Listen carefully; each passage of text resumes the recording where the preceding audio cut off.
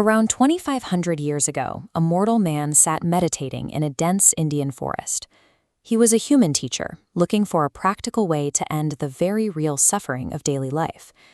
Yet today, millions of people across East Asia pray to that exact same mortal man as a supreme, divine being.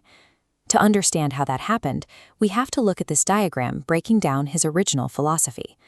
He diagnosed human suffering through a 4-part foundation called the Noble Truths, and prescribed an 8-part behavioral checklist, the Eightfold Path, to escape it.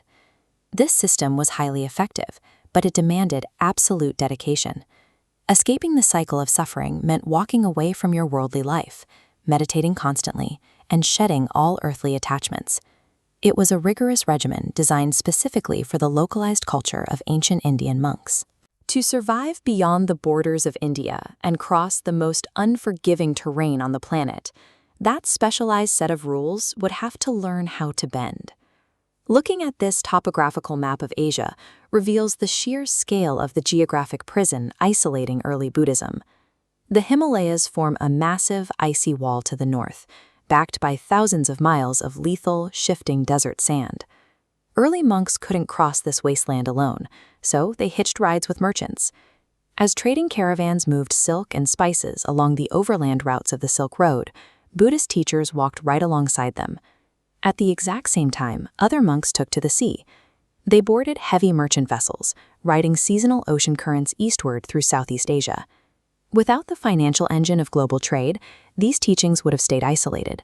The philosophy survived its earliest days by treating its ideas as cargo, moving strictly at the speed of ancient commerce. Along the Silk Road, merchants stopped at oasis towns to resupply. Monks carved elaborate temples directly into the cliff faces of these outposts, turning temporary rest stops into massive cultural filters, where Indian scriptures were translated into new languages. But the original rules of Buddhism faced a practical problem here. A traveling merchant trying to survive a desert crossing couldn't abandon everything to meditate all day. The monastic code had to loosen, allowing everyday laypeople to practice the faith while keeping their jobs and traveling. This cultural blending physically changed how Buddha was depicted. In regions conquered years earlier by Alexander the Great, local artisans sculpted Buddha wearing draped togas and bearing a halo, direct visual echoes of Greco-Roman gods. Adapting the rules and the artwork allowed the philosophy to endure the journey. Had the monks insisted on absolute, rigid adherence to their original Indian practices, their teachings would have died out in the desert. When Buddhism finally reached China, it collided with a deeply entrenched civilization. The cultural landscape was already firmly managed by Taoism and Confucianism, systems that prioritized order, tradition, and authority. To a Chinese society built entirely around family duty, ancestor worship, and communal harmony, the Indian Buddhist practice of leaving your family to seek personal enlightenment was a severe cultural mismatch.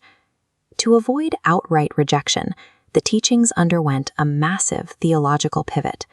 The focus shifted away from an isolating, personal struggle for enlightenment.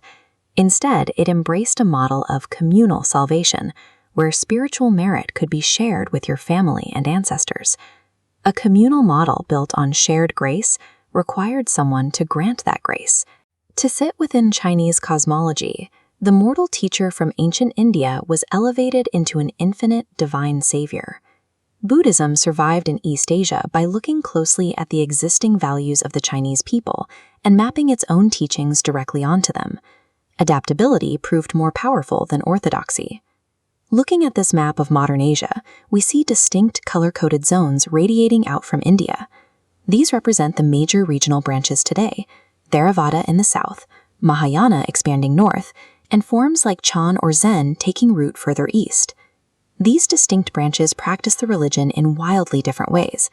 Yet beneath the regional variations, the core philosophical source code, the Four Noble Truths and the Eightfold Path, remains completely intact. It is a vast continental network that feels worlds apart from the solitary man meditating under a tree. The journey of Buddhism proves that a rigid philosophy rarely survives the passage of time.